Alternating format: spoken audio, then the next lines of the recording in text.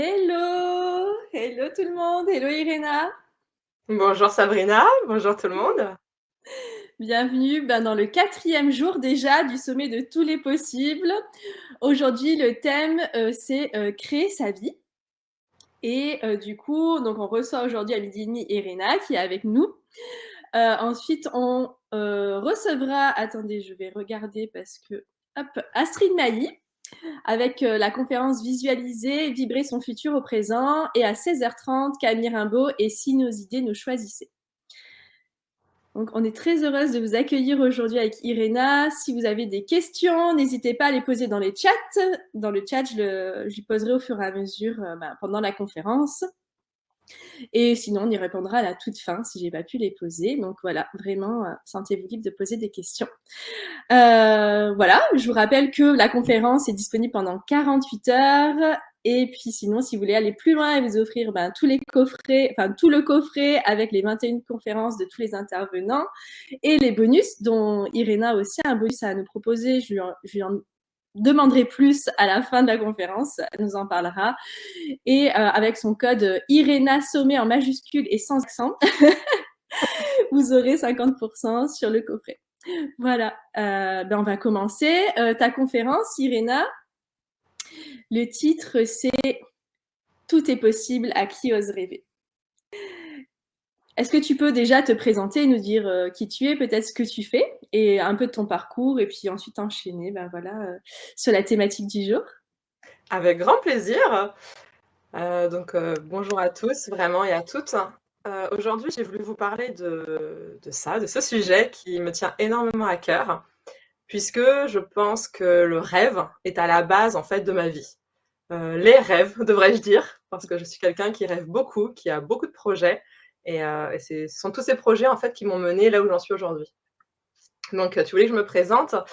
Tout simplement, en fait, j'ai plein de cordes à mon arc puisque, je suis, chef de cuisine spécialisée en gastronomie végétale et vivante, donc c'est de la cuisine crue. Mmh. Je suis également autrice puisque j'ai écrit plusieurs livres de recettes et j'ai pris les photographies, donc je suis aussi photographe, culinaire mais pas que, puisque j'ai d'autres projets, qui sont en devenir, entre autres un livre sur les chats, que j'écris avec une comportementaliste félin et pour lequel je me suis formée en naturopathie animalière. On pourrait croire parfois que tous ces domaines sont un peu étranges parce qu'ils paraissent pas liés, alors qu'en fait, si, si, la clé de tout ça, en fait, c'est le bien-être. Et c'est toujours le bien-être, en fait, que ce soit avec les animaux, que ce soit dans l'assiette, les papilles. Se faire plaisir, en fait, c'est vraiment ça mon credo. Et c'est comme ça que j'ai lancé aussi les ateliers de cuisine, service traiteur et le coaching. À la base, c'était un coaching alimentation. Donc, pour conseiller vraiment les gens sur leur alimentation, comment évoluer, faire évoluer leur assiette. Et puis à ça, forcément, la santé qui est intimement reliée à l'alimentation et qui est vraiment un sujet qui me tient à cœur. Et puis, en fait, de fil en aiguille, j'utilisais plusieurs outils, donc que ce soit l'alimentation, l'énergie aussi, puisque je fais des soins énergétiques également depuis quelques années. J'utilisais aussi les huiles essentielles, parce que pareil, je suis aromatologue, donc c'est la connaissance et l'utilisation des huiles essentielles et des eaux florales. Et de fil en aiguille, je me suis rendu compte qu'en fait, les gens, moi, ce que j'aimais, au final, l'alimentation, c'est juste un outil pour moi. C'est-à-dire que c'est génial, j'adore être chef de cuisine, j'adore être traiteur, j'adore faire tout ce que je fais, mais en fait, c'est juste un outil parmi tant d'autres. Et les soins énergétiques, les huiles essentielles, les animaux, au final, tout ça, en fait, toutes ces connaissances, ce sont juste des outils à chaque fois que j'utilise pour un mieux-être. Et j'avais toujours cette envie, en fait, de pousser les gens, enfin, je l'ai toujours eu d'ailleurs, de pousser les gens, de les motiver, en fait, à aller vers leurs rêves. Heu, Parfois, il y a une petite phase où on se dit: «Mais j'ai peur, en fait, il faut que je saute, je sais que c'est bien pour moi, mais j'ai peur, en fait, j'ose pas y aller». Et je suis souvent cette personne qui dit: «Le petit doigt, tu sautes!» Et c'est vrai que j'ai encouragé beaucoup de personnes, alors mon cercle proche, au tout début et ma famille, à oser des projets qu'ils n'osaient pas forcément à la base. Et finalement, les voir s'épanouir, en fait, dans des professions où vraiment ce sont des métiers passion, en fait, bah, forcément, de fil en aiguille, c'était ma famille, mes amis et de plus en plus, en fait, le cercle s'élargissait. Et je me suis rendu compte que lors des séances, de coaching alimentation, bah, je pouvais pas m'empêcher, en fait, d'aller plus loin que l'alimentation. Parce que Mmh. l'alimentation, c'est aussi, enfin et principalement, en fait, émotionnel. On connaît la théorie parfois et puis parfois il faut la mettre en application et c'est pas si évident parce qu'on se rend compte que les problèmes liés à l'alimentation, pardon, sont, beaucoup plus profonds que juste, qu'est-ce qu'on met ou qu'est-ce qu'on ne met pas dans son assiette. Mais il y a beaucoup d'émotions liées à ça et du coup les coachings en fait se sont transformés rapidement en coaching bien-être, coaching de vie et on allait bien plus loin en fait que juste l'alimentation et la loi de l'attraction, pour revenir sur ce thème principal qui me tient tellement à cœur, la loi de l'attraction finalement c'est un sujet qui, en fait, que j'ai toujours pratiqué, que j'ai toujours utilisé, sans forcément poser le mot loi de l'attraction. Parfois, je disais que j'avais de la chance, je disais que j'attirais la chance à moi, que, j'avais des supers opportunités, et voilà, elles me tombaient du ciel, on savait pas d'où et puis en creusant un petit peu, je me suis rendu compte qu'en fait, c'est ce qu'on appelait la loi de l'attraction. Donc qui est une loi purement physique, hein, comme la loi de la gravité. On lâche une pomme, la pomme va tomber. Qu'on y croit ou qu'on n'y croit pas, la pomme va tomber. Peu importe notre religion, notre taille, notre poids, enfin voilà, la pomme tombe. Et ben la loi de l'attraction, c'est la même chose en fait. Peu importe qu'on y croit ou qu'on n'y croit pas, elle se produit en permanence. Et à partir du moment où j'ai pu mettre un mot dessus, il y a le documentaire qui est très bien fait, qui s'appelle Le Secret, qui pour moi est un documentaire alors très américanisé, très people, voilà, mais qui a un fond et finalement une forme assez intéressante, avec plein de témoignages de personnes qui utilisent la loi d'attraction et c'est vrai que ça m'a bien parlé ce documentaire, je l'ai vu à plusieurs reprises et puis c'est le genre de documentaire qu'on peut revoir 10 fois et on a 10 lectures différentes et ça, je trouve ça super intéressant, et là, j'ai compris qu'en fait, la loi de l'attraction, c'est ce que j'appliquais déjà plus ou moins consciemment. Ça m'a permis de comprendre ma vie aussi, de comprendre certains événements de ma vie où je me suis dit: «Mais waouh, j'ai eu de la chance ce jour-là». Peut-être que c'était pas juste de la chance, peut-être qu'il y avait autre chose derrière et qu'en fait, j'étais responsable de ce que j'attirais à moi et c'est là où je me suis davantage formée du coup à cette loi de l'attraction pour la maîtriser en fait et la manifester encore plus.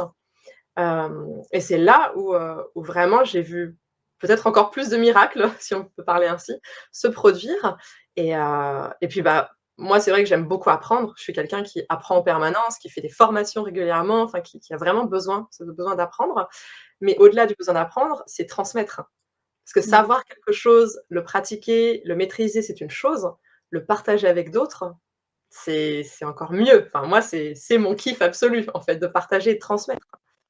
Et et grâce à cette loi de l'attraction, en fait, je me suis rendu compte que j'avais pu accompagner et que je continue d'accompagner, plein de personnes, donc que ce soit en coaching, même pendant mes ateliers de cuisine, forcément, on parle de loi d'attraction maintenant, Mmh. ou pendant les lives qu'on fait et de voir, en fait, les projets des gens se réaliser parce qu'ils arrivent à maîtriser cet outil, mais c'est juste, fantastique.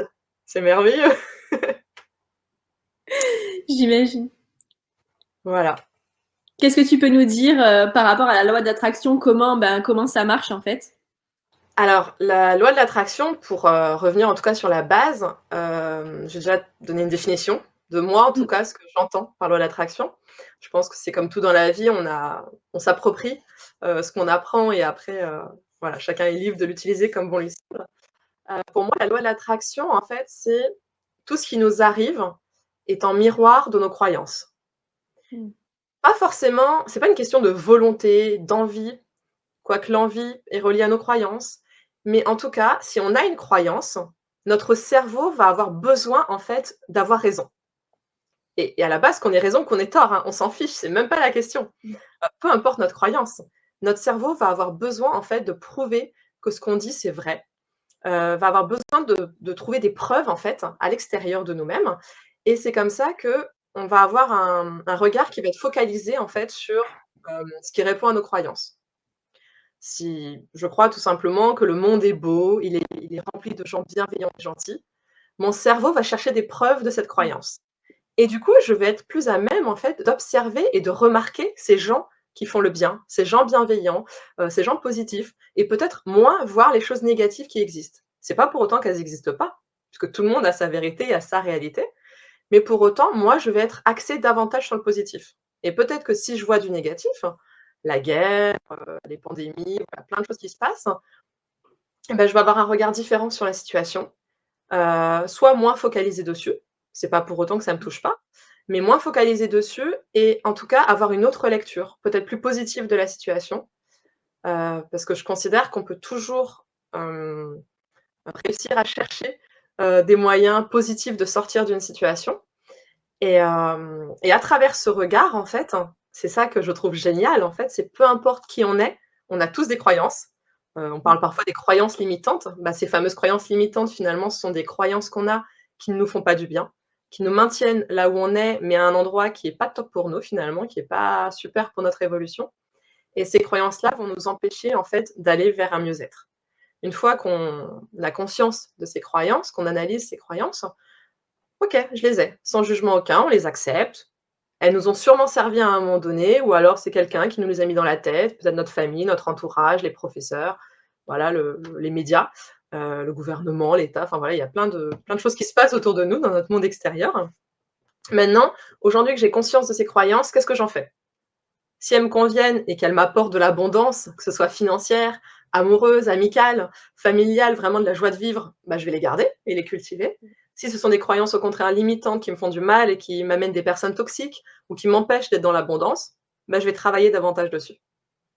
Et pour moi, c'est vraiment ça la loi d'attraction et c'est comme ça en tout cas que je la pratique. C'est la première étape, c'est d'avoir conscience de nos croyances, d'avoir conscience de notre vie pour comprendre qu'en fait tout ce qui nous arrive, on a une part de responsabilité dedans. Mmh. Alors, je fais une précision tout de suite parce que qui parle de loi d'attraction parle aussi de sujets sensibles. Hem, je vais parler des agressions en général, ou toutes les choses négatives qui peuvent nous arriver, même juste se faire renverser, enfin juste, se faire renverser par un scooter, par exemple. De base, on n'a pas demandé évidemment à ce que ça nous arrive. On n'a pas une croyance où on va se dire, chouette, je vais me faire, renverser ou agresser, c'est génial. Évidemment, évidemment que non et on reste victime dans cette situation-là. Il y a un responsable, il y a une victime, il y a un coupable, voilà. Ça, c'est pas à remettre en question du tout. Par contre, je suis intimement convaincue et ça, j'ai vraiment pu l'expérimenter en accompagnant beaucoup, beaucoup de personnes diverses et variées où, peut-être que si on a vécu ce traumatisme à ce moment-là, c'est que ça répondait quand même à une croyance profonde. Ça répondait à une croyance, alors pas forcément, directement la nôtre, quand on est enfant, ça peut être ce que les autres vraiment nous ont mis dans la tête, hein, mais en tout cas, ça répond à quelque chose autour de nous et même si on n'en a pas envie, même si c'est pas notre volonté évidemment, il y a quand même quelque chose qui se passe et j'ai vraiment remarqué que si on arrivait à travailler sur ces croyances, on pouvait éviter, des choses. On pouvait, soit les éviter, soit, aider en tout cas dans la réparation et accompagner à ce niveau-là. Mmh. Ouais et aussi une différence entre responsabilité et culpabilité, en fait. C'est pas parce qu'on est responsable qu'on est coupable, en fait, aussi. Complètement. C'est quelque chose que j'entends très souvent, c'est Mmh. c'est de ma faute, je suis coupable, non, en fait, faut arrêter de se flageller. Déjà parce que ça fait pas du bien, ça fait du bien à personne. Par contre, où est ta part de responsabilité? Où est-ce que tu peux agir? Parce qu'en plus dans Mmh. la culpabilité, on n'agit pas.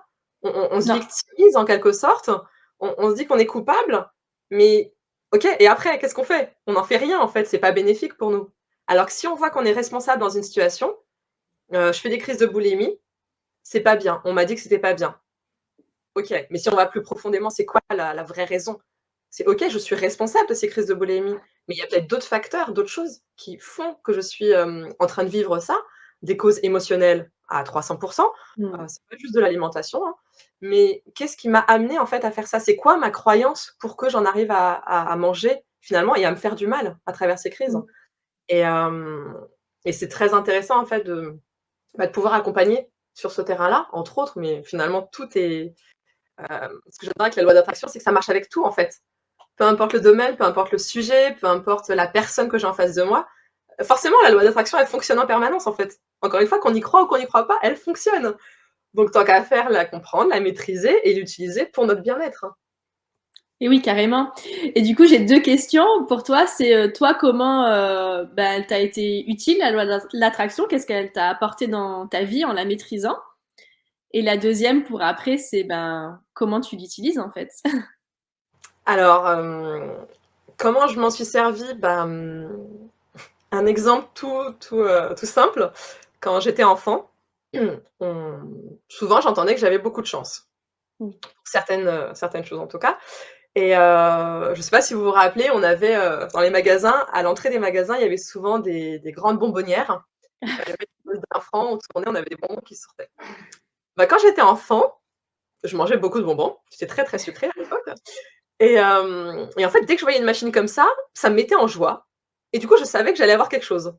Donc je tournais et à coup sûr, mais à coup sûr, j'avais des bonbons qui tombaient et c'était dingue parce que c'était pas normal en soi, enfin, tu vois, c'était un hasard. Mais en fait, à chaque fois que j'y allais et parfois il y avait des gens qui me disaient: «Non, mademoiselle, il faut mettre une pièce pour que ça marche» et moi je dis: «Non, non, ça va pas»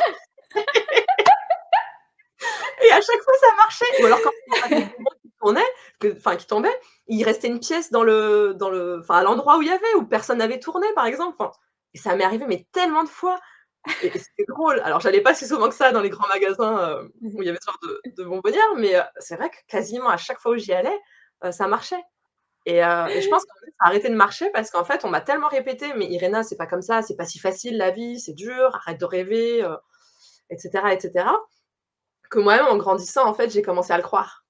Parce qu'à Mmh. côté de ça, je vivais d'autres choses qui étaient beaucoup plus difficiles, et compliquées et du coup, bah, je me disais: «Ouais, c'est vrai, je vis des choses difficiles alors que je suis gentille ou en tout cas, je suis une enfant» et dans ma tête, c'était pas très clair, en fait, ce qui se passait et du coup, c'est vrai qu'il y a une incompréhension de se dire: «Mais pourquoi je souffre alors que j'ai rien fait de mal?»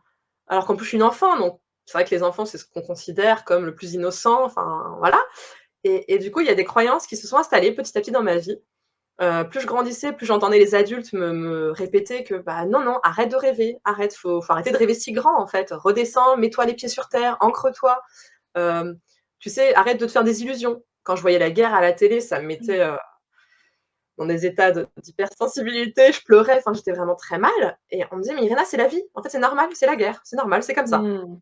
Toi, tu vas rien y changer, en fait, tu vas rien y faire» et ça m'était folle, en fait, parce que je me disais: «Mais en gros, vous êtes en train de me dire que tout le monde cautionne, il y a la guerre, il y a des enfants qui meurent, il y a des femmes, des hommes qui meurent, il y a des gens qui s'entretuent, on vend des armes, donc il y a des gens qui sont quand même responsables de tout ça, mais c'est normal et c'est pas grave et on vit avec» et je comprenais pas, mais ça me rendait folle. Les SDF, c'était la même chose pour moi. Je voyais des Mmh. SDF dans la rue, je pouvais pas m'empêcher quand j'étais, plus jeune de vouloir leur donner, que ce soit une pièce, un pain au chocolat, quelque chose, enfin, je comprenais pas ça et en fait, en grandissant, bah, il y a les croyances, on vieillit, on grandit, on entend, on écoute, on s'approprie ce que les autres nous donnent aussi, on se met dans des cases et finalement, on perd un peu nos rêves et souvent, Mmh. en grandissant, on s'éloigne de nos rêves.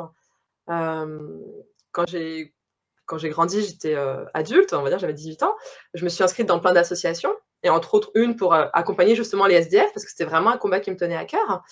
J'accompagnais pas mal les enfants aussi, j'ai beaucoup, beaucoup travaillé avec les enfants pendant plus de 15 ans pour justement les accompagner à aller mieux, pour résoudre les conflits, pour, intervenir dans les écoles sur la thématique de la violence, par exemple, pour vraiment amener des solutions et ce truc vraiment de vouloir amener une solution là où il y a un Mmh. problème, peut-être un côté un peu optimiste et hyper positif dans une grande majorité de ma vie, a fait qu'en fait, je voulais amener des solutions. Parce que pour moi, me dire: «C'est impossible», bah, c'était impossible, en fait. Non mais C'était mais inconcevable, en fait. Je pouvais pas comprendre que quelque chose soit impossible et en fait, toute ma vie, alors encore une fois, sans savoir que ça s'appelait la loi d'attraction, mmh. j'ai combattu, en fait, ce quelque chose pour comprendre que, bah, non, pour moi, tout est possible, en fait. Il y a une solution à tout et hem Et c'est comme ça que j'ai écrit mon premier livre, par exemple. Un peu un coup du hasard, de la chance, hein. Je suis tombée sur le directeur des ventes de chez Marie Claire, un salon professionnel et là, au culot, je me suis dit: «Mais Irena, enfin, il est à ton stand. Il s'est présenté comme tel. Fonce, vas-y, tu rêves d'écrire un livre de cuisine, tu es chef de cuisine, mais vas-y, quoi» et du coup, je suis allée lui parler au culot. Au début, il était surpris, il comprenait pas trop d'où je sortais, qui j'étais, voilà. C'était au tout début, en plus, je venais, c'était la même année où je me suis fait, certifier, donc c'était vraiment tout début, tout début. Les gens autour de moi me disaient: «Mais Irena, tu es trop jeune pour écrire un livre, attends d'avoir de l'expérience, tu verras après» et moi, dans mon cœur, je me disais: «Mais je rêve d'écrire des livres, en fait. Là, j'ai un directeur des ventes d'une maison d'édition, au pire, il me dit non, en fait» Mmh. et on a discuté, il a été OK pour le livre s'est fait dans la foulée, j'ai signé le contrat, 2 semaines après, enfin, Ah et de manière c'est miraculeuse, en fait. C'était le hasard, alors qu'en fait, non, c'était pas du tout un hasard, c'était juste une croyance que j'avais. De toute mmh. petite, je savais que j'allais écrire des livres, je voulais écrire des livres. Quand j'étais petite, je savais pas quoi encore. Après avec la cuisine, je me suis dit: «Bah, forcément, ça va être des livres de recettes» et en fait, de cultiver cette croyance et pour répondre à ta deuxième question de comment faire justement pour cultiver ça et comment l'utiliser, c'est la première chose, c'est d'y croire, en fait. C'est: «OK, j'ai envie d'écrire un livre, bah, si j'y crois, qu'est-ce qui se passe, en fait, concrètement?» Bah, déjà, je me le dis. J'écris des livres de recettes. OK, c'est génial. J'écris plein de livres, c'est génial et le livre après, c'est quoi la suite? Bah, je peux le visualiser. Donc je peux le voir, à la Fnac, entre autres. Je peux le voir dans les librairies. Je peux voir des gens qui tiennent mon livre de recettes. Donc c'est bien parce que le thème d'après, du coup, avec la visualisation, ça va être bien Parfait. et vraiment, en fait, de s'imprégner, en fait, de cette envie et quand on a une envie et peu importe le domaine, encore une fois, ça peut être, si on cherche à être en couple, typiquement, et ben, se visualiser avec la personne. Si on a du mal à se visualiser avec la personne, entre guillemets «idéale», qui sera forcément Mmh. idéale parce qu'elle est pour nous, qui correspond donc à nos critères pour nous et peu importe les critères, hein, ça peut être physique, intellectuel, émotionnel, sportif, vraiment le métier, enfin vraiment tout. Si, la visualisation on a du mal, parce qu'on n'a pas encore fait l'atelier d'après, heu, l'écrire. Moi je sais que j'aime beaucoup écrire, j'aime bien faire des listes, et bien j'ai un carnet,